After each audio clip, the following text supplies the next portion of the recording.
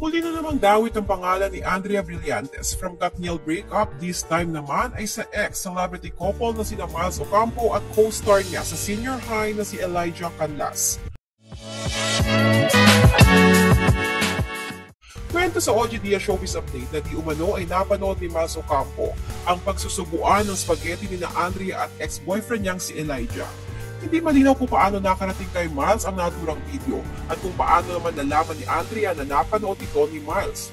Dahil agad daw na nag-text si Andrea kay Miles at humingi ng sorry. Nakapanood nitong si Miles Ocampo yung video.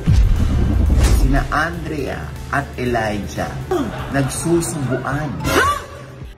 Ani OG agad na nag-text kay Miles itong si Andrea. Ang sabi sa kanya, "Ate, sorry. Nakakahiya sa ganyan pa nakarating sa iyo yung tungkol sa amin. Sana makausap kita." Alam mo ano ginawa ni Miles sa cellphone? Pinato yung cellphone. Matatandaan nitong November lang, kinumpirma ni Elijah na hiwalay na sila ni Miles Ocampo.